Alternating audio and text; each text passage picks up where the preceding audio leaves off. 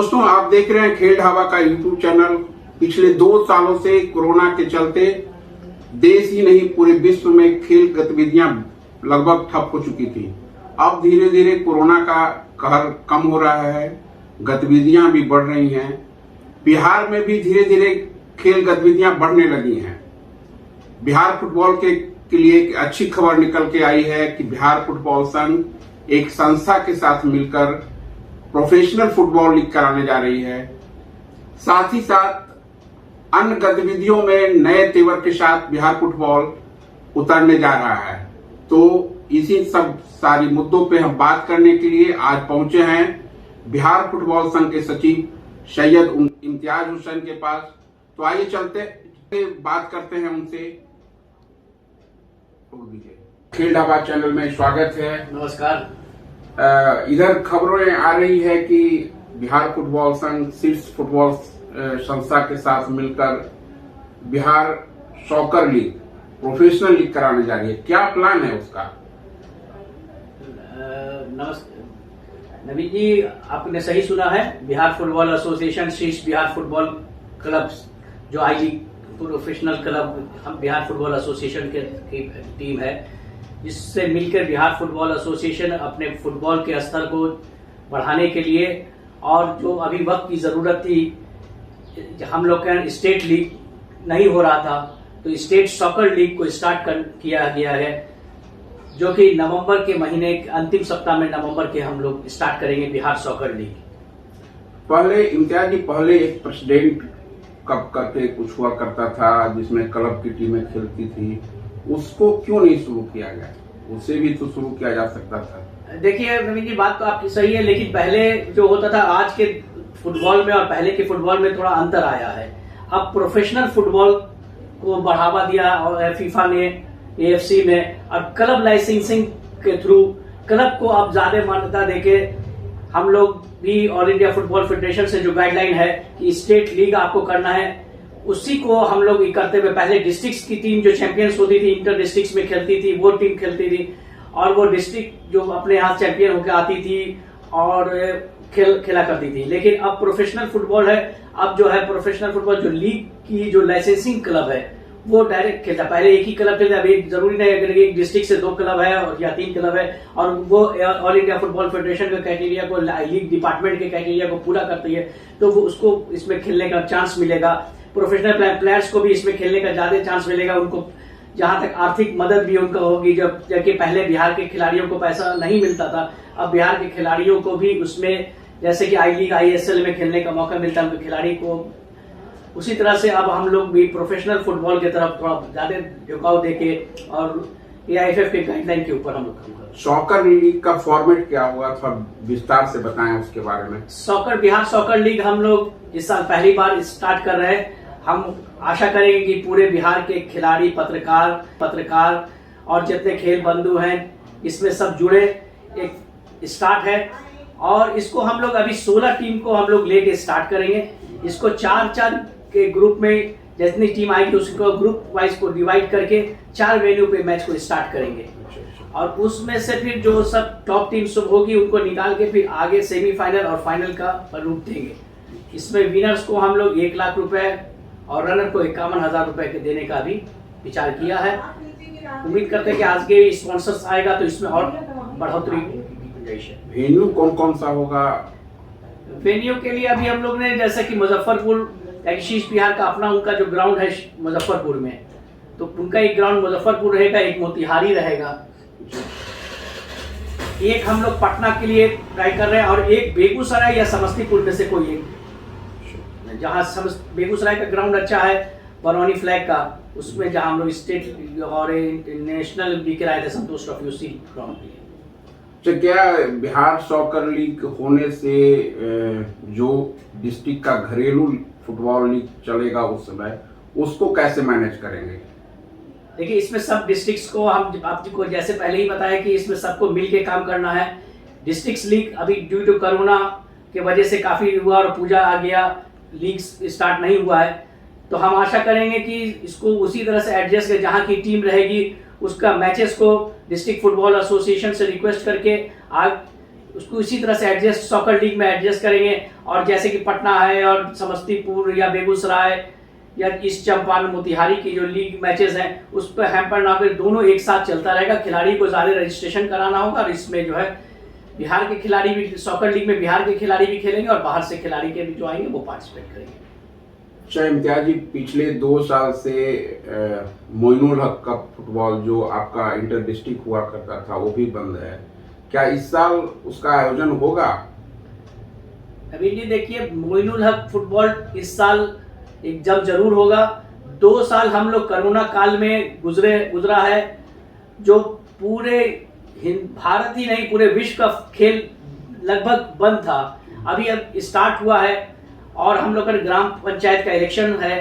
इसके बाद हम लोग इंटर डिस्ट्रिक्ट इस साल मोइनुल हक जरूर करेगा। बिहार फुटबॉल एसोसिएशन ही एक ऐसी संस्था है जो मोइनुल हक फुटबॉल, जो इंटर डिस्ट्रिक्ट फुटबॉल के नाम से मोइनुल हक के साहब के नाम से खेला जाता है, पिछले 63 सालों से ये टूर्नामेंट लगातार हो रहा है, चैंपियनशिप। हम उम्मीद करते हैं कि इस साल जनवरी के महीने में हम इसको ऑर्गेनाइज करेंगे। तो बाहर जब हमारी टीम संतोष ट्रॉफी खेलने जाती है तो वो प्रदर्शन नहीं रहता है, कहाँ कमी है, कहाँ कमी रह जाती है? पहले बिहार का फुटबॉल बहुत बेहतर हुआ करता था, एक से एक प्लेयर निकले, या चाहे यहीं के प्लेयर बाहर अगर चले जाते हैं तो बहुत ऊंचे स्तर तक पहुंच जाते हैं, लेकिन यहाँ कहाँ दिक्कत है? देखिए मनोज जी, इसमें सबसे बड़ा जो दिक्कत है अभी हम लोग को आ रही है वो हम लोग के पास, जैसे कि हम आपने बताया कि नेशनल्स में पहले रिजल्ट आता, पहले बिहार और झारखंड जब हम लोग मिले हुए थे, झारखंड के साथ जब हम लोग थे वहाँ टाटा फुटबॉल एकेडमी सेंटर था, उस बोकारो सेंटर था, और जमशेदपुर में, रांची में, सिंहभूम में, इस सब में जब खिलाड़ी आते थे तो हम लोग का इंफ्रास्ट्रक्चर की बिहार में जो अभी ग्राउंड की स्थिति है बहुत ना के बराबर में है। इंफ्रास्ट्रक्चर नहीं है, हम लोग के पास फुटबॉल का ग्राउंड नहीं है, और जो भी थोड़ा बहुत ग्राउंड है वो पटना डिस्ट्रिक्ट को तो छोड़ दिए दूसरे डिस्ट्रिक्ट्स में है। इसी की वजह से आप देखिए हमेशा हम लोग कैंप जो भी बड़ा प्रतियोगिता होता है वो पटना से बाहर को ले जाना पड़ता है। सबसे बड़ा जो दिक्कत आ रहा है इंफ्रास्ट्रक्चर की, ग्राउंड की कमी। उसके बाद जो यहाँ के जो खिलाड़ी हैं उनको इतना कोचेस की बहाली बिहार में सरकार में काफ़ी दिनों से नहीं हुई है। ऑल इंडिया फुटबॉल फेडरेशन के थ्रू और बिहार फुटबॉल एसोसिएशन अपना लाइसेंसिंग कोर्स करा के हम लोग कोचेस को तैयार करते हैं और वहाँ हम लोग ट्रेनिंग करते हैं। अभी जूनियर और सब जूनियर जहाँ जो लीग चैंपियनशिप होता है या स्टेट चैंपियनशिप होता है, नेशनल्स होता है, तो बिहार का प्रदर्शन आप देखिए पिछले कई सालों में, चाहे लड़का का मैच हो या लड़की का, जूनियर और सब जूनियर में हम लोग अच्छा कर पाते हैं। जूनियर लेवल पे तो फुटबॉल यहाँ होता नहीं है, जूनियर का कोई ना ऑल इंडिया स्टेट लेवल का होता है, तो उसके लिए क्या बिहार फुटबॉल विचार कर रही है, क्या कराएगी? पिछले बार ही हम लोग 2020 में ही हम लोग एक रोड मैप बनाया था कि अंडर 17 फुटबॉल इस साल बिहार में होगा, लेकिन कोरोना काल की वजह से कोविड-19 के गाइडलाइन के गवर्नमेंट का परमिशन नहीं था, जिसके वजह से हम लोग नहीं करा पाए। इस साल 2021-22 में हम लोग उम्मीद करते हैं कि अंडर 17 का स्टेट चैंपियनशिप, जो कि ऑल इंडिया फुटबॉल फेडरेशन से भी अब मैंडेटरी हो गया है, उसको हम लोग कराएंगे। अभी हम लोग जो सरकार के तरफ से जो स्कूली खेल होता है उसके माध्यम से, और हमारे कुछ डिस्ट्रिक्ट्स में जो जूनियर डिवीजन लीग मैचेस चल रहे हैं उसको और बढ़ावा देके हम लोग ग्रास रूट फुटबॉल पे भी जा रहे हैं। बिहार फुटबॉल एसोसिएशन अभी 6 से 12 साल के बच्चों के लिए ग्रास रूट फुटबॉल स्टार्ट करने जा रहा है, जो कि फरवरी-मार्च के महीने में हम लोग इसको स्टार्ट। क्या होगा उस ग्रास रूट फुटबॉल जो 6 से 12 साल के बच्चों के, वो 6 से 12 साल के बच्चों के लिए जो नर्सरी जिसको कहते हैं उसको हम लोग स्टार्ट करेंगे फुटबॉल का। उसमें डिस्ट्रिक्ट्स में देखेंगे अगर बॉयज और गर्ल्स की टीम अलग अलग आती है तो उसको उसी हिसाब से, नहीं तो उनको मिक्स फुटबॉल भी, आप ग्रास रूट फुटबॉल में मिक्स फुटबॉल भी स्टार्ट करके हम लोग इसको स्टार्ट करेंगे, जो कि स्कूली स्तर पे जो मेरे डी लाइसेंस कोच कर चुके हैं, काफ़ी कोचेस आपको मालूम है कि यहाँ डी लाइसेंस कोच का है, तो उनके सारी को जिम्मेदारी दी गई है कि आप लोग 6 से 12 साल के बच्चों का फुटबॉल अपनी टीम को बनाएं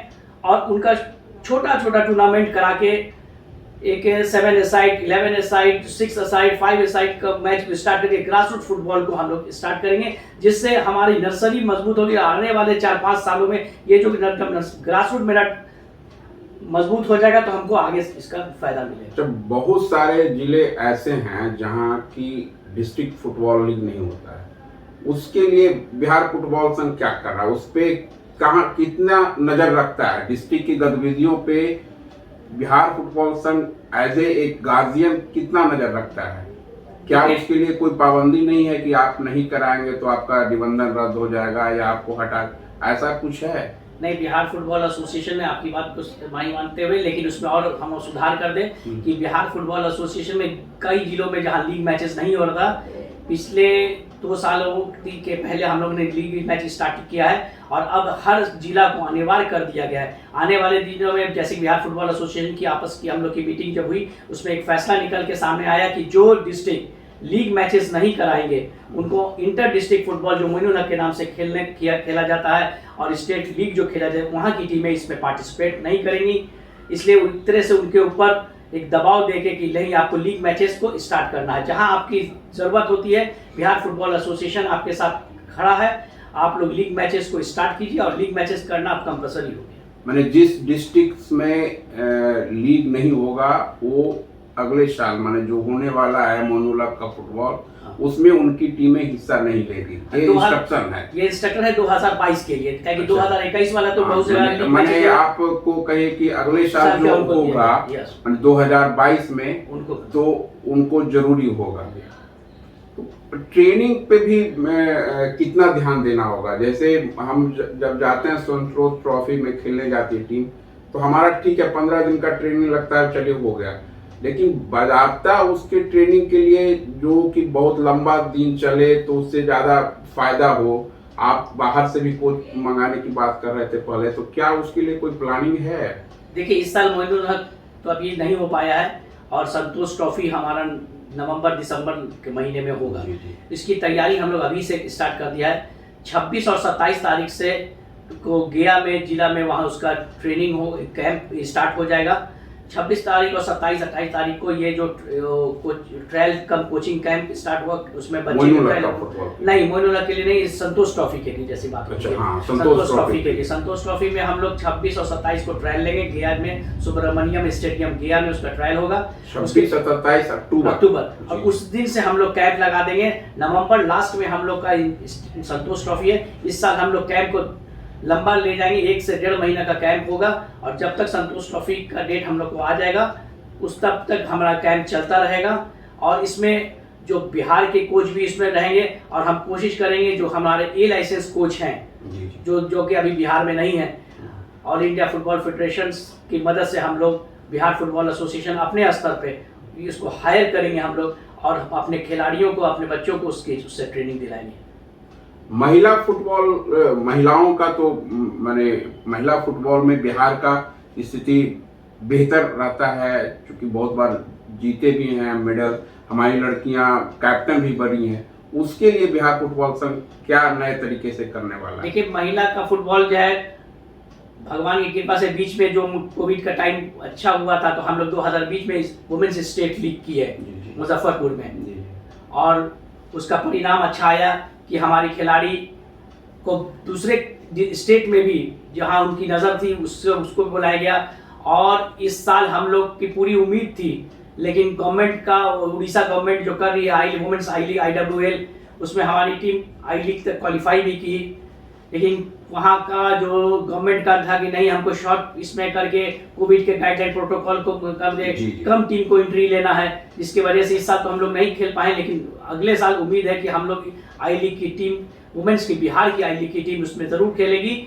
और जैसे कि अभी ऑल इंडिया फुटबॉल फेडरेशन से गाइडलाइन हम लोग आया कि इस साल 2020-21 का हम लोग सीनियर वुमेन्स और सीनियर बॉयज़, जो संतोष ट्रॉफी के नाम से खेला जाता है बॉयज़, और सीनियर वुमेन्स नेशनल, इस साल 2 ही नेशनल होगा। तो बिहार के टीम के लिए जैसे बॉयज़ के लिए हम लोग गया में कैंप लगा रहे हैं, गर्ल्स के लिए भी हम लोग मुजफ्फरपुर और बेगूसराय को चुना गया है। इस 2 जिला में से कहीं भी इसको ट्रायल करके कैंप करके खिलाड़ियों को लंबा कैंप अनुभव को दिया जाएगा, प्रशिक्षण दिया जाएगा, जो आगे जो हमारे जाके खेलेंगे सीनियर नेशनल। फुटबॉल को बढ़ाने के लिए सरकार से क्या डिमांड है? फुटबॉल को बढ़ाने के लिए सबसे पहले तो हम सरकार से ये डिमांड करते हैं कि जो इंफ्रास्ट्रक्चर की कमी है, पूरे बिहार में एक भी ऐसा ग्राउंड नहीं है जहां राज्य स्तरीय, ऑल इंडिया तो दूर की बात है, राज्य स्तरीय की एक अच्छा टूर्नामेंट नहीं हो सकता है। ऑल इंडिया फुटबॉल फेडरेशन से हमको पिछले बार संतोष ट्रॉफी का मैच मिला था जो हमको बेगूसराय में जाके कराना पड़ा। सब जूनियर के लिए भी हमको ग्राउंड नहीं था, तो अपने स्तर पे और सरकार का एक मनोज कमलिया स्टेडियम सिटी में उसको में हम लोग मैच कराए। सबसे पहले ग्राउंड की हम लोग की व्यवस्था की जाए। खास के आप देखिए मनोज जी, आप भी पटना में रहते हैं और देखिए पटना में जो एक भी फुटबॉल का ग्राउंड नहीं है। एक ओपन ग्राउंड गांधी मैदान में हम लोग मैच को कराते हैं, जो कि सरकार को मालूम है कब वहां मेला लग जाता है, कब गवर्नमेंट के थ्रू मना हो जाता है या कोई ऐसा नहीं, तो हम लोग मैच नहीं कराते। पहले पुलिस ग्राउंड था, गर्दनी बाग फुटबॉल ग्राउंड था, पटना हाई स्कूल का ग्राउंड हुआ करता था, या बहुत सारे कॉलेज और स्कूल्स का, जैसे पटना कॉलेज और साइंस कॉलेज का ग्राउंड होता था, वहां मैच होता था। यहाँ ग्राउंड की कमी है। दूसरा कि शिक्षा, मेरा ये डिमांड है कि खेल को, स्पोर्ट्स को जो है आप जो चलाते हैं उसको शिक्षा विभाग के थ्रू भी से जोड़ा जाए। स्पोर्ट्स डिपार्टमेंट और शिक्षा विभाग ये दोनों मिल के जब तक काम करेंगे, शिक्षा विभाग से जोड़ने से क्या होगा कि स्कूली स्तर पे जो गेम होता है उसमें स्कूल को कंपलसरी हो जाएगा कि नहीं, आपको स्पोर्ट्स में आपको एक्टिविटी लेना ही है। हर वो खेल के साथ आपको वहाँ एक पीटी टीचर बेचारा होता है, जैसे पहले हुआ करता था, उसको शिक्षा विभाग से जोड़ के दिया जाए। तो उसमें जो डीओ होंगे, डिस्ट्रिक्ट एजुकेशन ऑफिसर होते हैं, उनका जो दबाव पड़ेगा जिला अधिकारी का रहेगा, तो उसमें खिलाड़ी को खेलने जरूरी होगा। खेल का ग्राउंड होता था, जो भी स्कूल की मान्यता दी जाए उसमें खेल ग्राउंड जरूरी होना चाहिए। कुल मिलाकर यही लगता है कि कोविड के बाद बिहार फुटबॉल संघ नए तेवर और नए जोश के साथ फुटबॉल के मैदान में उतरने वाला है और एक प्रोफेशनल नजरिए के साथ उतरने वाला है। क्या आपका क्या? देखिए, अब प्रोफेशनल नजरिए के साथ आपको उतरना पड़ेगा। हर जो स्टेट अभी जो डेवलप कर रहा है, या उड़ीसा हो, पांडे हो, अभी छत्तीसगढ़ में देख लीजिए, महाराष्ट्र में देख लीजिए, बंगाल में देखिए, जब तक प्रोफेशनल फुटबॉल आया है तब से वहाँ से फुटबॉल का बढ़ावा मिला है। हम उम्मीद करते हैं कि इसमें हमको पहला कदम है मेरा, और सारे का सहयोग मिलेगा, डिस्ट्रिक्ट्स का, गवर्नमेंट का, पत्रकार आपका जो आपका इस चैलेंज होता है, जो पत्रकार बंधु होते हैं, उनका भी अहम रोल होता है किसी भी चीज़ को डेवलप करने के लिए। और हम उम्मीद करते हैं कि हम लोग इसमें खरे उतरेंगे और सारे की मदद से हम लोग इसमें आगे बढ़ेंगे, और एक दिन हमारा बिहार का नाम खेल की जगत में, खास के फुटबॉल की जगत में नाम रोशन करेगा। तो आपने अभी सुना सैयद इम्तियाज हुसैन जी को। उनसे बातचीत कर लगा कि कोरोना काल के बाद नए तेवर और नए जोश के साथ बिहार फुटबॉल संघ अपने कार्यक्रम को कराएगा, और हमें भी उम्मीद है कि फुटबॉल में बिहार जो हो चुका है वो धीरे धीरे आगे बढ़ेगा। आपसे हमारी गुजारिश है कि आप हमारे चैनल को देखते रहें, खेल की खबरों को देखते रहें। मैं नवीन चंद मनोज अपने साथी विनोद पटेल के साथ आपका धन्यवाद करता हूं। जय हिंद।